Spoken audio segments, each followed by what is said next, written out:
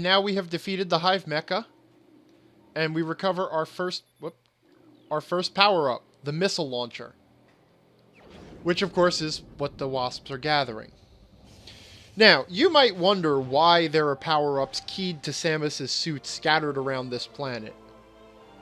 And it is actually sort of explained in the story as time goes on.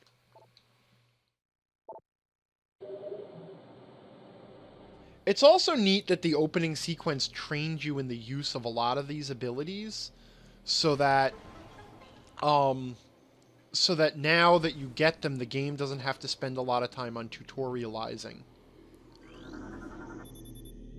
And this is our first energy tank, so that we increase our health. Hey, Tithrambos! Welcome to, Metroid Prime is what I'm playing. Scanning around a little bit in here. Huh. A tunnel approximately 1 meter in diameter. I wonder if I'll ever have something that I can... Or I wonder if I'll ever be able to get through that. The game also has these crates that it places periodically in rooms so that you can get some health pickups. I also like the way the ceiling conveniently collapses to make a path back to the door now that I've beaten the boss. Let me make sure I get those scanned. Recorded to logbook. And now that I have the missile launcher, if I had been... Whoa. That guy freaked out.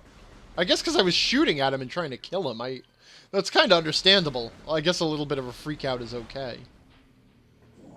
But, yeah, I see you around the corner there.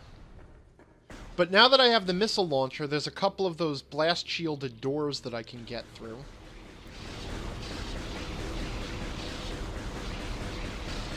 And thus, Metroid follows the same pattern.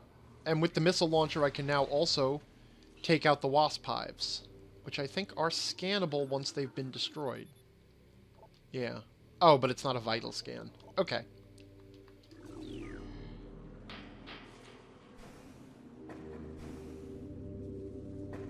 So one of the things that I can do with the missile launcher is blast through brimstone.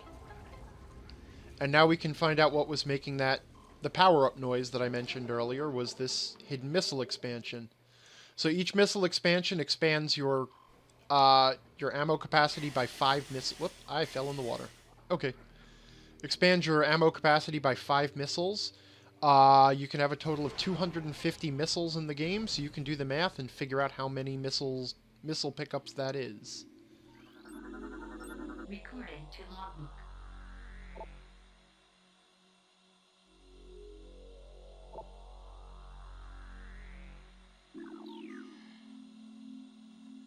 Yeah, so this is the map station for the Chozo Ruins. Now that I've spent a little time poking around, I get to see the map of the area. And it's actually sort of a neat thing that it does by withholding the map at first, because... let me zoom out a little. Because you start to get comfortable in this area. You know, you beat your first boss here. I got the missile pickup. If I've been exploring diligently, I start to figure out the layout. And now it shows me the map, and it says, you're not even a part of the way there. Look at this. You got all this to cover yet. So by not giving you the map right away, and by letting you wander around lost a little bit first, and then get comfortable, the game makes you... The game makes finding the map feel like it's actually telling you what you don't know rather than what you do know. Like, look at all this area you haven't covered yet.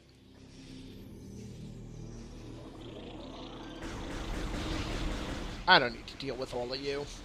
Yes. I honestly really hate the war wasps. So now there was another, oh, yeah, the chat is talking about what they're dubbing the Skyrim loop, which was that, the design of the design of many of the dungeons in Skyrim, and I think in earlier Elder Scrolls games too, was built in such a way so that once you had finished the major quests of the dungeon, you were always near an exit. You didn't have to backtrack too far to get out. And yeah, Skyrim did that really well. And actually, you'll find that a lot of games like that include sort of site-based exploration do similar tricks. Like Dark Souls did it a lot with you know, as soon as you got to a certain area, you would find a shortcut back to a previous area, or once you were done with an area, there was usually an easy shortcut back. The Metroid games all do that too, with giving you a way out of an area just about when you need it. I guess I should scan the missile pickup too. Recording to logbook. I'm gonna kill the... So, the story with the 100% completion. 100% completion is kind of my white whale in this game. Because the thing is, I know where everything in this game is. I know where every scan is. I know what I have to scan. I know where the missable scans are. I really do know it all. I know this game so well. And yet, I've played it to completion, I guess about 5, maybe 6 times now. And I still have not managed to pull off the 100%. I've always missed, like, one thing. Obviously, the first time I played it, I didn't even come close. So, you know, it was... But I really scoured it after that, and kept getting closer and closer. But still to this day, I have never pulled off the 100% completion. So I'm hoping this is going to be the one. We can also hear the power-up sound, and that there is a missile launcher up there, or missile ammo there that I can't get to yet. But we'll remember it for later. And there is this missile door here that I can now enter, thanks to having the missiles.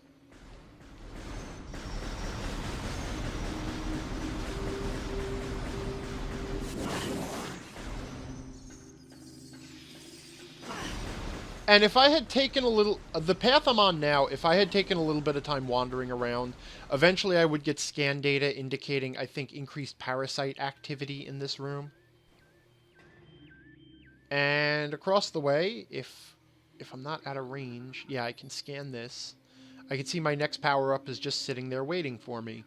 And obviously there is nothing at all ominous about this big, wide-open square room.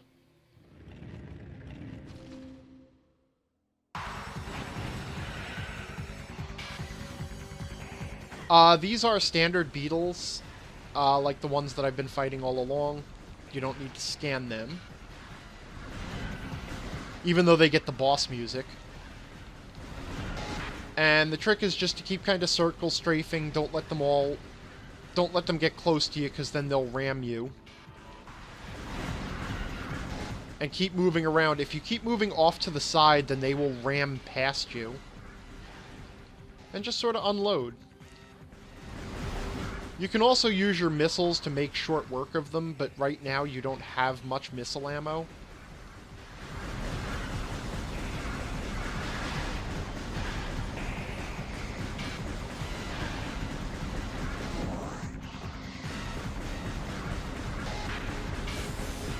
You also don't need to be locked on to shoot things. It's kind of a reflex that I lock on, because again, I'm really used to the Game Boy version. Alright. Imagine my surprise, an actual boss.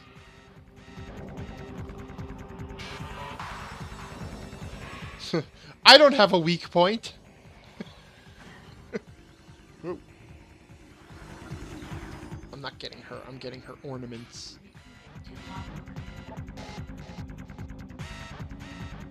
Really? Vulnerable in the rear abdomen, in the giant distended glowing red tumor on her back. Who would know that? So this boss is actually kind of easy. It does this little move, and then it sort of darts past you, or darts at you, and if you dodge to the side using the dodge move, it'll go past you. You can actually use the power gun or the power beam instead of the missiles, but I kind of have trouble finding my aim again after I do the dodge. The GameCube version makes it easier because you just automatically stay locked on.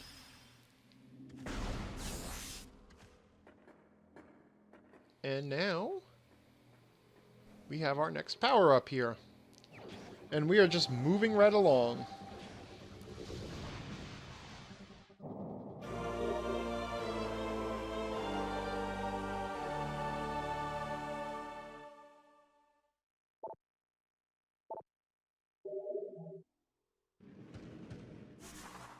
Alright, and now, whoops. Oh, I thought that was a watery wall. And now with the Morph Ball, we can actually get out of this area, because I actually can't jump back up to this area, so I can't escape until I get the Morph Ball.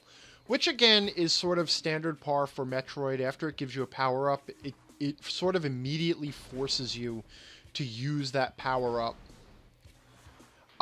Using the Morph Ball for traversal is kind of fun. It moves a little bit faster than Samus does, and it gives you the third-person view.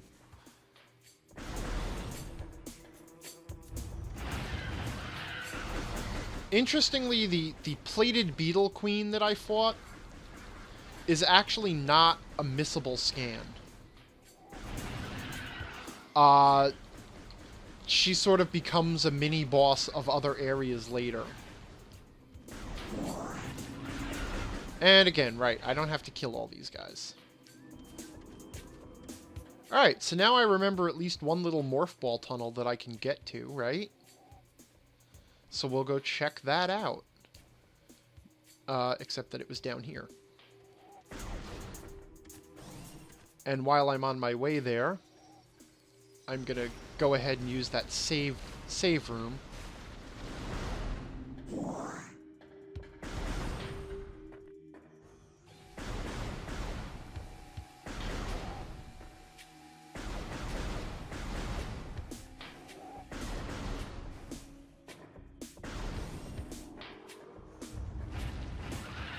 It's sort of, and again, I'm not even going to comment on the standard sort of Metroid design of sort of making you go back and forth.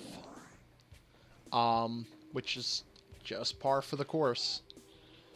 Also rewarding your attentiveness. Like, the only reason that I'm going this way now is because I scanned that little, 1 meter wide hallway and remembered it after I fought that Hive Mecha. Just like the only reason I knew where to go for the Morph Ball was was because I remembered that missile door. Even though I didn't actually show you... Oh, look, scanning that missile door. So... But again, now, if I didn't start to make a beeline for the next area, the scan data would or the scanner would eventually come on and say, hey, I detect something interesting that you should check out, and give me a spot on the map.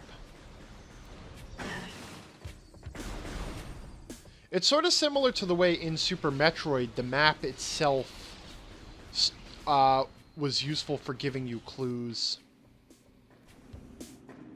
Oh, actually, I think... Oh, wait, no, I can't yet.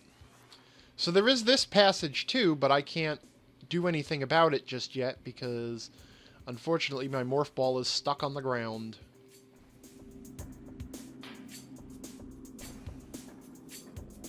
Though I think maybe with a lot of dedication, I could actually roll off one of the ledges and try and land in that mouth, or in that opening. These things really do freak out when you start firing at them, huh? I also like the sheer number of creatures on Tallon IV that just outright explode when shot or threatened or whatever.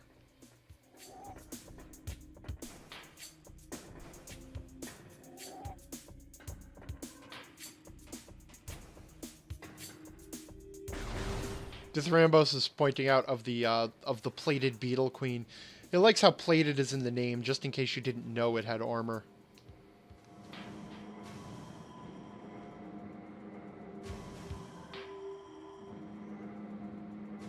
I keep forgetting that Elder Scrolls... The chat briefly mentioned Elder Scrolls Online. I keep forgetting that that came out, which... We were pretty excited about the announcement of that game. And then it sort of, like, squeaked by, and nobody was really talking about it, which kind of makes you wonder about it.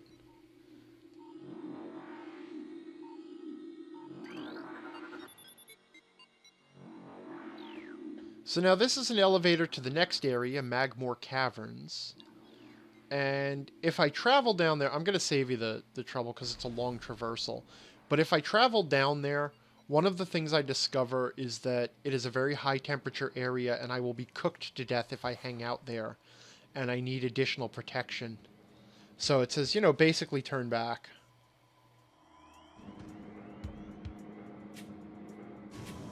And we're going to go this way. I had 2 doors to choose from. I choose this door. Totally arbitrarily, wink wink. Now, of course, I can totally accept the fact that all these Chozo passages, the passages in the Chozo ruins, have all these Morph Ball tunnels, because the Chozo actually could roll up into balls, and used to use it to travel around, and that is why Samus's Chozo-made power suit can also do that.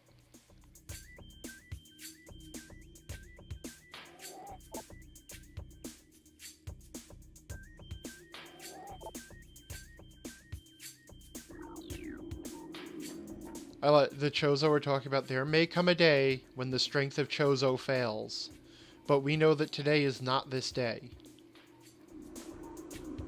So here we see another missile upgrade, and it is protected by these 3 weird blocks.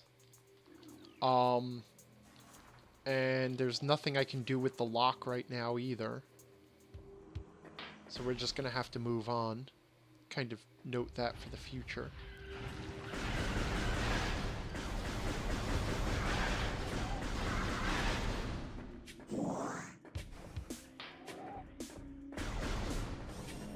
And continue to move on, and oh, that gets me to this energy tank that is above the plaza. Alright. Now I'm gonna do something a little out of sequence here. Just to save some trouble later, I'm gonna head back to the Tallon overworld area and pick up a few things and show off an area. It's the sort of thing you can do at any time, but alright, well, you know what? Let me be honest here. I love this game, obviously. But there are a few big mistakes it makes. And you know, if a game is good enough, you forgive its mistakes, you forgive its shortcomings. And one of the mistakes it makes is that at the end of the game, in order to get to the end of the game, there is basically a locked gate, and in order to proceed, you have to collect 12 keys. And if you don't know about that, you can be collecting the keys throughout the entire game. But if you don't know about that beforehand, and you first discover it when you're ready to finish the game, then that becomes just this horrendous backtracking through every part of the game to recover to find and recover the 12 keys. And although I generally don't like to use this accusation, it really smacks of padding out the length of the game. I don't think that's what it was. I think they really meant for the keys to be sort of a reward for good exploration. So if you explored the game as you were playing through it, then you would have most of the keys when you got to the end, and you would just have to pick up a few of the other ones. But in the end, if you're not working on this from the beginning, then you hit this point very near the end, which can be extremely frustrating. And I don't blame anyone for hating that. So that said, I actually came back here, And I'm actually going to even pick up... I know that there's a power-up right here. So I'm actually going to roll into this secret little tunnel behind the ship and grab an extra missile expansion just so that I've collected that. But I'm actually going to go and start myself on the key hunting quest, so that it isn't a terrible, terrible surprise later. Because you can actually find your way to this spot at any time. And it also starts to reveal a little bit more of the story of this planet of the Chozo, Tallon IV. Oh, yeah, I gotta... Thank you for reminding me, Diceapp. I gotta scan one of those, one of the sap burster things. I also forgot to scan those things on the ceiling. That's great. So this is a small area called the Impact Crater, which becomes more prominent at the end of the game. But, like I said, you can wander it at any time. Wander into it at any time. And we see this beacon set up right here. And it's actually a pirate beacon, so we get our first bit of pirate data by coming this way.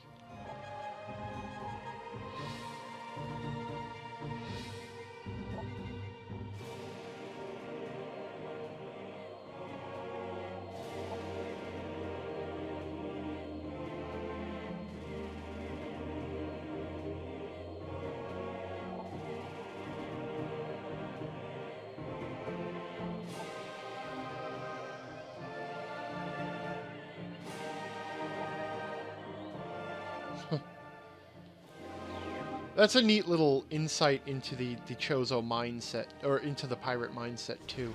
So the pirates discovered this temple, and they've discovered that it projects some sort of containment field, preventing them from accessing the impact crater. Obviously, crater from some massive impact. And the energy field is protected or created by 12 artifacts, and the pirates are now searching for these artifacts in order to access some tremendous source of energy under the crater.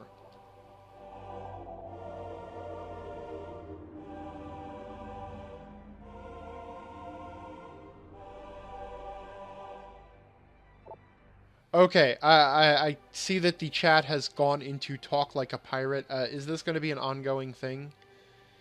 Avast, there be horrifying genetic creations, says Dillizim. The Thrambo says, well, blow me down, Dillizim, spot on. Sun's o'er the yardarm, gentlemen, time to break out the rum.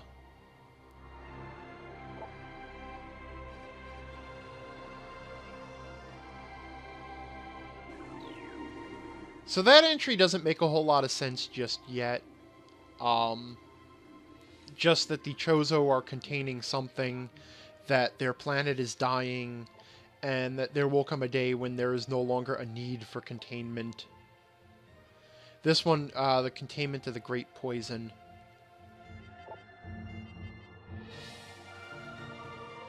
This talks about the creation of the 12 artifacts, which lock the impact crater away, which contains something that the Chozo refer to as the Great Poison, and which the pirates refer to as a great source of energy. The pirates... I like the little note at the end of that pirate entry that suggested that they were willing to destroy the artifacts if they had to get in here. Which sort of smacks of a certain degree of...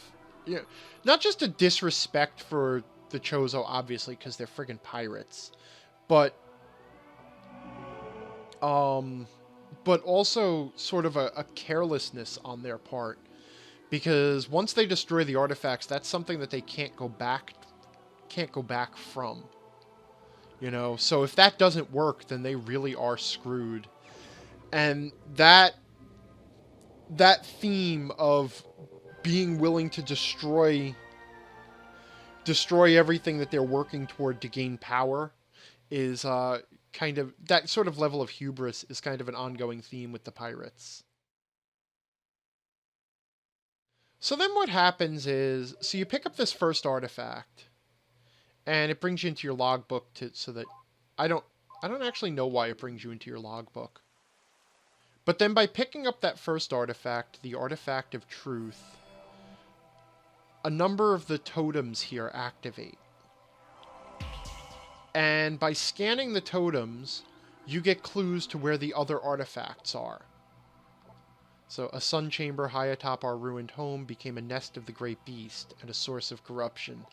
Many Chozo spirits have been drawn to this tainted place, release their bond to the world to claim the artifact of the wild. Recording to logbook. The Heat of Magmor was a test for many warriors. A shrine in their honor holds the artifact of strength. And so on and so forth. There's all these riddles, basically. Oh, that's the one for the Artifact of Truth, which we already have.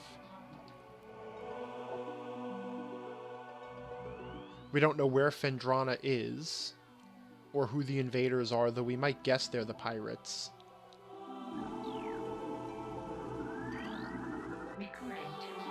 But this is the thing, like, even when you come in here,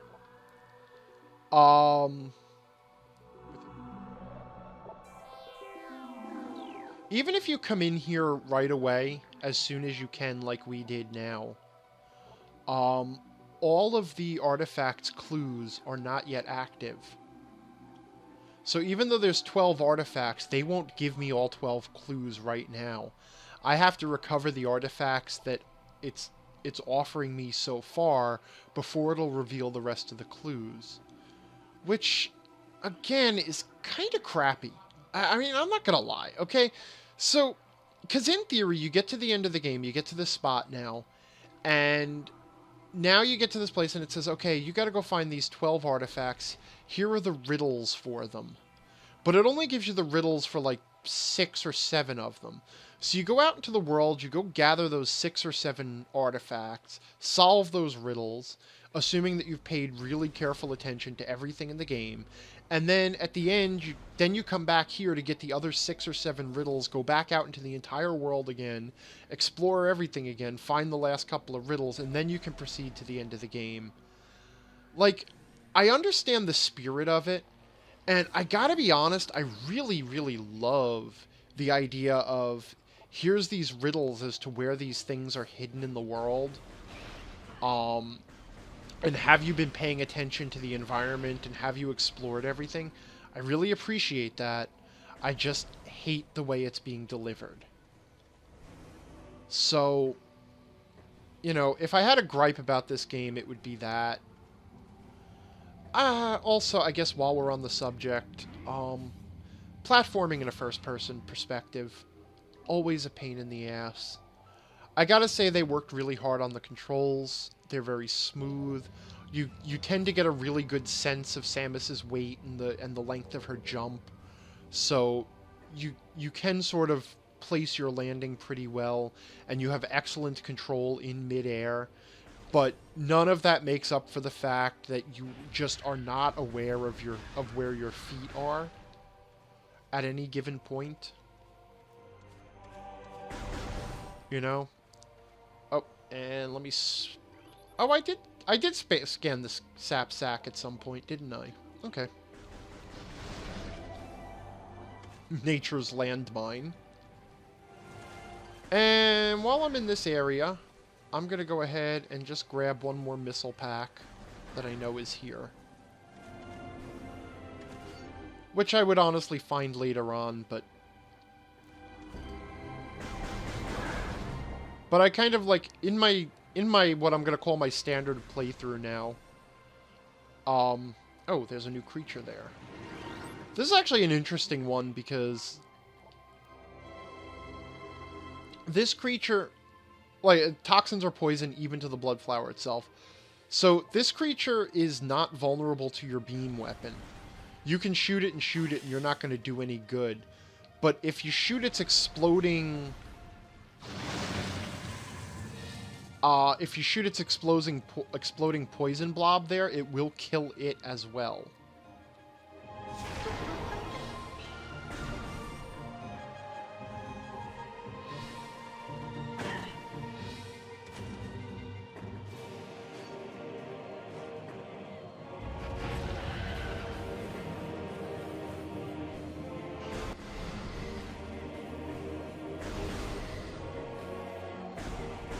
So there's a hidden missile pack right underneath this bridge.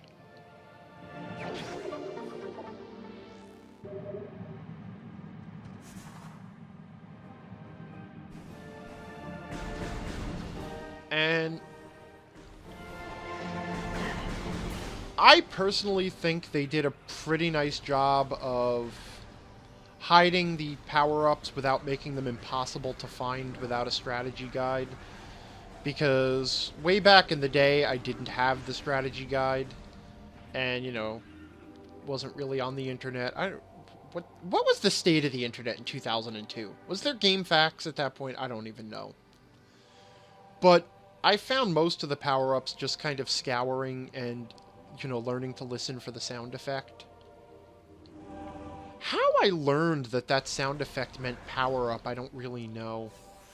That's kind of a weird thing when you get back to it. I mean, apart obviously from the occasional thing that you learned from Nintendo Power, like, how did we learn all the shit we learned, you know, we knew about games?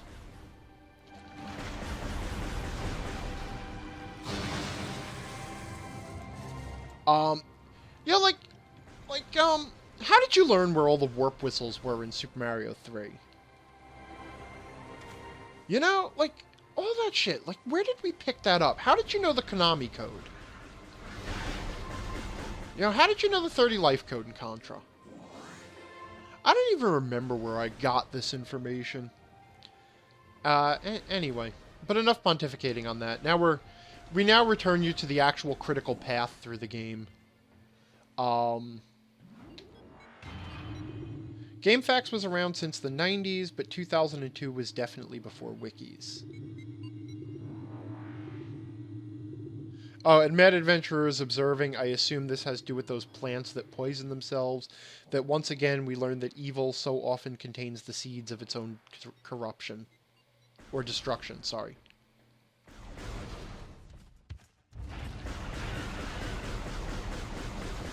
Get out of the way. I don't even care. You get to live because I'm bored. And you guys too, you get to survive. I'm not even commenting on this just yet. Those of you who know Metroid Prime know what's coming here with this little U-shaped area. It's one of the more absurd things in the game. Actually, wait. So, now having the Morph Ball, and continuing my explorations of the Chozo ruins, we're going to head up in this direction.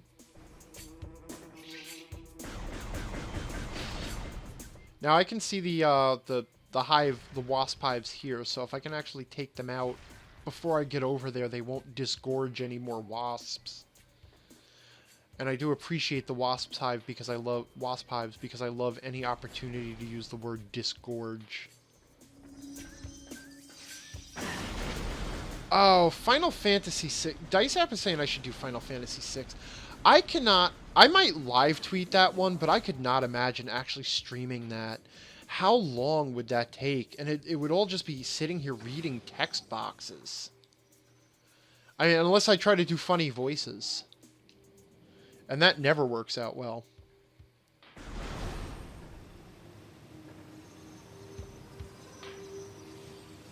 Did I scan these plasma bugs yet? Yes, I did. Didn't I? Yeah, I did. Okay. Alright, so now we're in a new area, the fountain. The ruined fountain. And still with the poisoned water. Which... Oh, right. These are the little guys, these are the little glow bugs that in Super Metroid, when you shoot them, the lights in the area go out. And they do the same trick here. Which kind of leads you to the same sort of obnoxious choice of dodge them or navigate in the dark. Yeah, the chat is kind of agreeing with me that actually doing a live stream of Final Fantasy VI would take forever and be painful. Oh, I think this is the first mention of the meteor. And ridding ourselves of the great poison. And honestly, with these three or 4 scans that we've just looked at in a row, you pretty much have a lot of the Chozo part of the story, which was a meteor landed, it was toxic, so they built a temple to project a containment field over it. That's another new scan. Recording to logbook.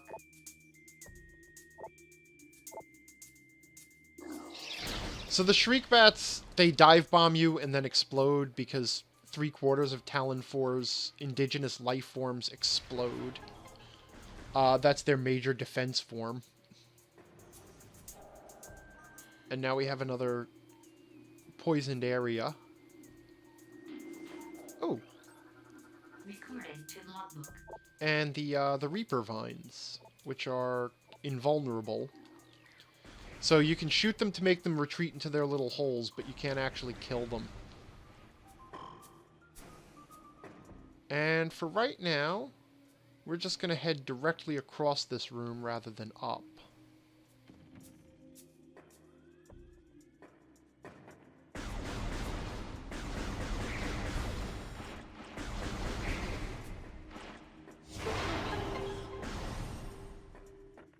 I'm really expecting at some point for the scanner to come on and say where I should be heading next.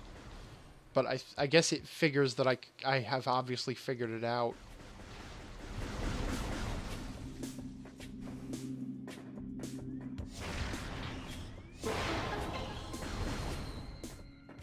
The game actually...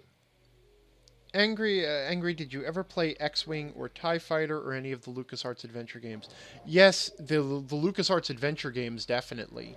TIE Fighter and X-Wing, not really. I was never much for the piloting games. But yeah, definitely all of the LucasArts adventure games. You know, obviously the Monkey Island series, I've played them all. Sam and Max Hit the Road, Grim Fandango... Jeez, what the hell all were they? Sam and Max Hit the Road, Grim Fandango, Full Throttle I never played. Indiana Jones and the Fate of Atlantis, I really loved that one. That was really well done. Oh, hearing another noise.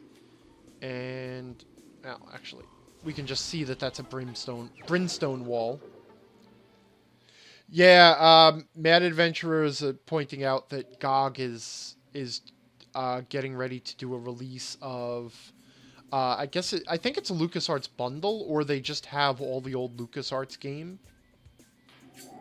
Yeah, I would totally stream one of those adventure games.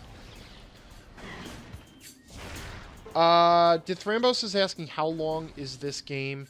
To 100% it, I think it takes approximately 12 hours, give or take. And I'm kind of breezing through. Okay, see here we go. Now the game is going to tell me where I should be going next. It's decided that I'm flailing. And it's like, "Oh, you need to head over here," but I kind of took this side path first to grab a power-up that's over here. Oh, I forgot about this. Okay. This is another one of these... The game loves its scavenger hunts. Which, okay, fine. You know, it's an exploration game. Scavenger hunt is part of it. So periodically it puts you in these rooms where you have to locate 4 symbols and scan them to unlock the way forward. Whoops. What I don't like about the way it tends to structure these rooms is it tends to break what I consider to be a cardinal rule of puzzle design, and that is... Whoops. Uh-oh. Uh-oh. Uh-oh. Oh, God. I was talking about puzzle design. Sorry. Which is never, ever... I'm hitting the wrong button. That's the problem. Never ask someone to find the key before you show them the lock. Okay, so... Like, as I enter this room, if I've been playing diligently and didn't know the game, I'm scanning everything. So I'm going to encounter one of those symbols right away that I have to scan. And I'm not really going to have a sense of why. It's just going to say, oh, hey, you found this symbol. You're going to unlock, you know, you activated this symbol. Oh, it does say 4 runic symbols in this room must be activated. So I go ahead and start searching for them without any sense of what they're actually doing. Which, okay, fine. It tells you what they're doing, so never mind. I take it all back. I still firmly believe that, though. Never ever ask someone to find the key. Never give someone a key before you show them the lock. It's just the direction that people's brains solve puzzles in. And remember that for your own dungeon designs, people. Another tip from me to you.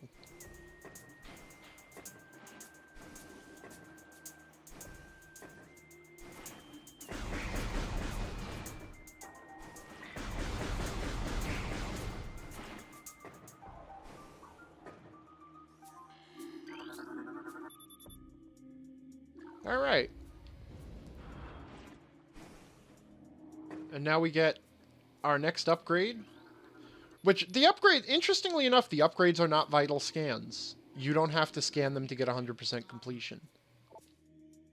What is this? Disaster struck suddenly, vague dark foreboding, and it became truth. Meteor appeared from nowhere. Oh my god, again with this meteor, it's like the only thing they write about. What about Kobold Death Traps? Dithyrambos is asking. I don't know. What about Kobold Death Traps? Alright, admittedly, some of the Chozo lore gets really, repetitive. And also oddly poetic. So now I have my charge beam back.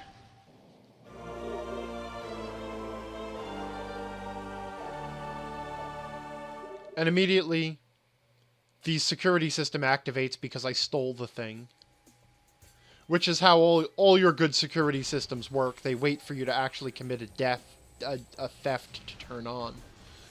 But it's also handy because these ions, which I could only sort of temporarily blind before, because it will open again in a minute. Now I can kill it permanently by hitting it with a charged shot. So that's why, you know, it puts those ions there so that I can immediately charge up my weapon and see that it has given me a new ability. Unfortunately, the charge shot does not do anything additional to those guys. But that's fine.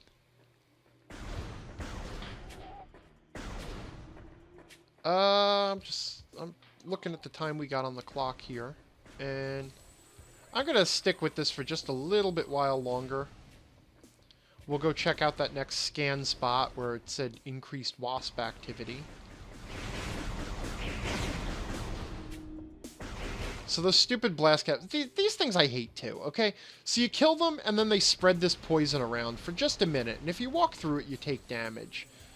But it's not much damage, so you just kind of run through it. But it's annoying as hell because the game wants you to like sit there and then wait for it to clear. Should I show my players the lock before or after I have them dodge flasks of oil and lit torches? I find that it is more effective to show the players the lock before the trap starts going off, because it's funnier for them to see the lock and say, how are we going to get past this lock, and then suddenly discover that they are locked in the room with whatever else is happening. Like lit flasks of oil and torches and whatever that are flying at them. Granted, I guess there is something to be said for them running to the door in a panic only to discover that it is locked while the disaster is happening. But I generally like the moment of terrible realization rather than the frantic the frantic discovery.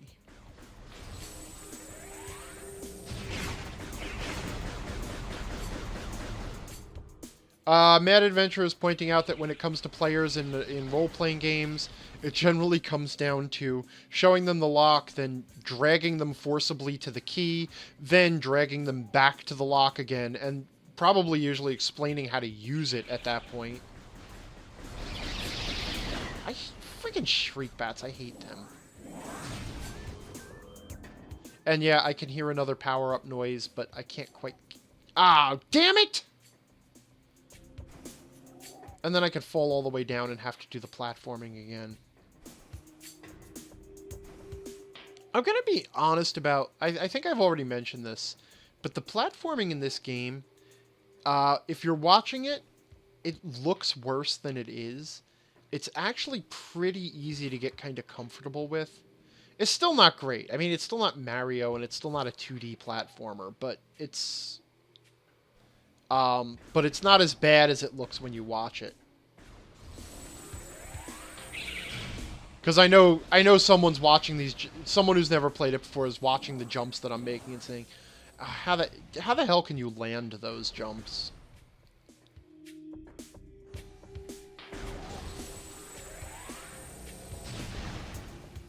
More of these completely naturally occurring laser beams.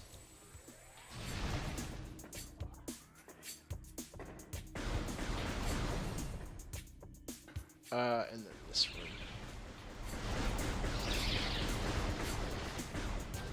You know, the rooms do also start to get more interesting. Like, right now, a lot of what you do as you enter one of these rooms is to just kind of stand in the doorway, kill everything you can that's in your way, and then continue. Okay, we're gonna not go down that hole.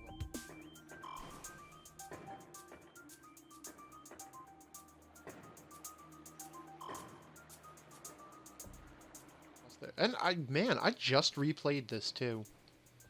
I have a feeling this is one of those rooms that always confuses me. I don't think I can get through. Oh, that door is a research entry.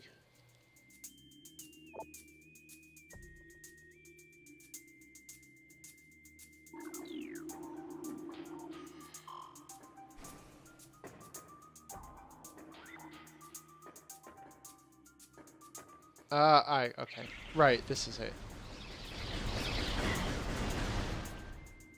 I really hate those shriek bats. I'm not precise enough to shoot them out of the air, so I just kind of end up taking the hits. Which, okay, fine. Recording to logbook.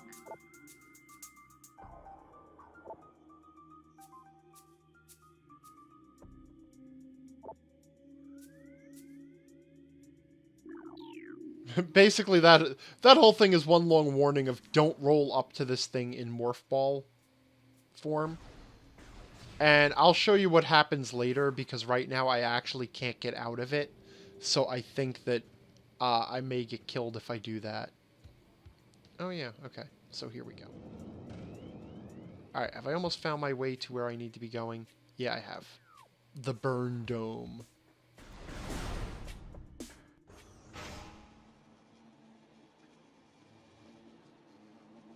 Friggin' Wasp Hive. I really hate the wasps. And the Chozo's incinerator.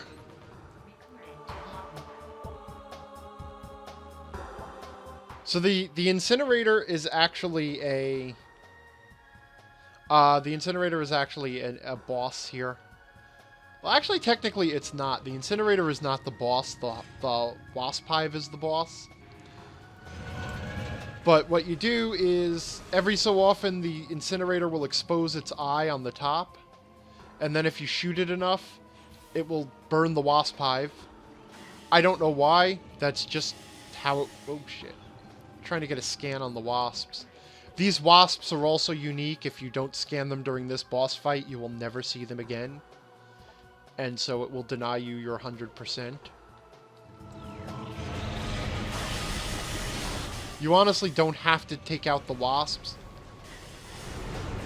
And you can see the pattern on the fire changes so that one goes high and you can walk under it, one goes low so you can jump over it. But again, you can kind of take the damage pretty easily. And also, man, it is actually kind of tough to jump that. Oh, there we go. And I think, what, it takes 4 hits? That's a pattern that really annoys me here in Metroid Prime, is everything takes 4 hits. You know, it's supposed to be 3. I mean, that's the standard rule in video games. Whoops. I was off to the side there. Now I'm not locked on. There we go. Now, I don't want to criticize the wasps here, but as places to build your hive go, directly above the incinerator is the wrong place. I mean, not one wasp said, you know, hey guys, it's awfully warm in here, and periodically fire shoots out of that. Maybe we could build our hive literally anywhere else in this ruin. Okay, so now I have the Morph Ball Bombs. And they allow me to drop bombs. I can drop up to 3 bombs at one time. And then they recover in the upper right. You can see how many bombs I can have out. I can use them to do bomb jumping. And if you're really good, you can actually do a double bomb jump.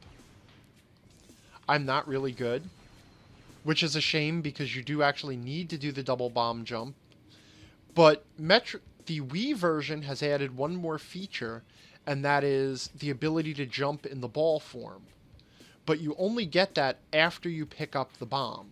So it didn't require them to change anything in the game. It's just the only reason they added it is because it was part of Metroid Prime 3 or Metroid Prime Corruption came out on the Wii. It was the third one. It was not on the GameCube. And so it had a slightly different control scheme because it was made to use the Wii controller. And so when they came out with the Metroid Prime trilogy on the Wii, they adapted all the games to use the Metroid Prime 3 control scheme, which included the Morph Ball jump. So in order to keep you from sequence breaking with it, they only let you use it after you pick up the bombs, so it's after you could use the bombs to jump anyway. But one of the advantages of it is it actually makes doing the double bomb jump much easier than trying to time the bombs. Like that. Because I can jump and then jump again. Anyway, that's my long diatribe about the bomb jump. I actually like having the jump because I really do have a lot of trouble with the double bomb jump, and there are spots where you have to do it to get all the items in the game. It's not required... Well, it's not required for the main sequence of the game at all. And I'm just going to pick up a couple of loose power-ups over on this side of the game, on this side of the area. Oh, I didn't...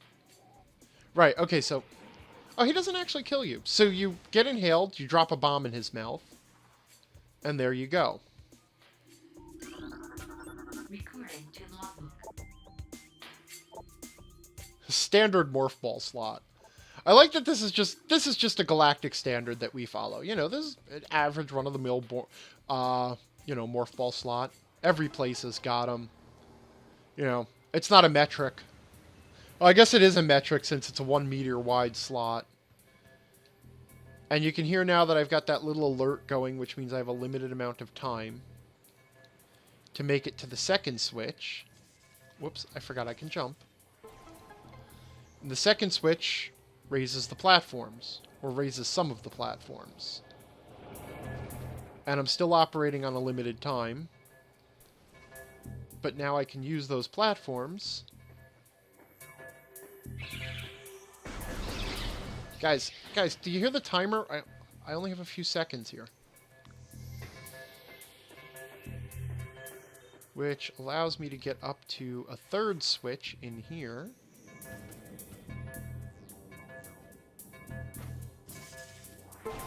And once I lay a bomb in there, it reconfigures all of the platforms to allow me to get up to that door and unlocks the door.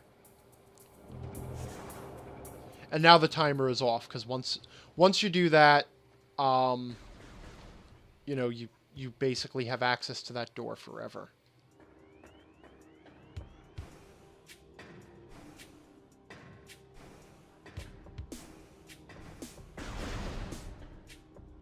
And we're just popping into this room, or into the room beyond this room. Oh. This is an interesting thing. And actually this shows one of the more obnoxious things about the scan is... Okay, so you've got this magnetic rail, and you need the spider ball to be able to use the magnetic rail. And that is a research entry for your logbook. You need it for 100% completion. But it only actually is official when you already have the spider ball. Scanning it now, it does not get saved to your logbook. And meanwhile, here in the furnace, I can pick up an energy tank. Alright, Mad Adventurer is asking how these people got around, and you know what? I already covered this. We talked about this. These ruins were built by the Chozo, and the Chozo were capable of curling into balls and rolling around exactly like Samus is. So, here, it makes complete and total sense. In fact, the Chozo are the race that taught Samus how to curl into a ball. Later on, when we start encountering space pirate areas, and they have exactly all the same technology and all the morph ball tunnels and spinners and everything, then I will not argue with you with that complaint. But for right now, it makes complete and total perfect sense without any need for suspension of disbelief at all. The Chozo could lay the bombs. They invented the power suit. They could do all of this. Actually, the funny thing, since Mad Adventurer was pointing out, yeah, but what about the bombs? To which I responded as I did. But here's the funny thing, like, the game actually tries to explain even that. If you read every piece of scan data in this game, you find some really funny stuff. And one of them, apparently, as the space pirates run around their base, they keep, every time they encounter these little 1 meter wide openings, these little gaps, it lets vermin in. So every time they find them, they go and they cement them back up with breakable walls. So that explains, or at least it's an attempt to explain, why after you leave a room and come back, the little opening has been cemented over again. Because later on, you're going to discover this place is actually an active lair. It does change. Right now, it seems pretty static and ancient, but that changes.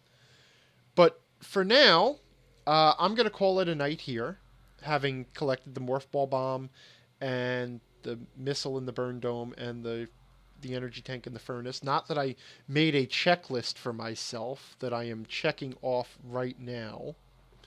But I'm going to call it a night here. I'm going to thank everyone for hanging out. I'm going to wish everyone a happy Halloween. Dillazim, Dithrambos, Mad Adventurer. Thanks for the pirate jokes and everything else. Thanks Carpe Diem. I know you're here and just quiet. Dithrambos, good luck with your game. Oh, Dice App. I don't want to forget you. Thanks for hanging out. Dithrambos, good luck with your Kobold adventure. I hope it goes well. And I will see you guys next week, Friday, 9:30 p.m. Eastern Time, for the next part of Metroid Prime, where we will hopefully make more progress and talk of more things. So, good night.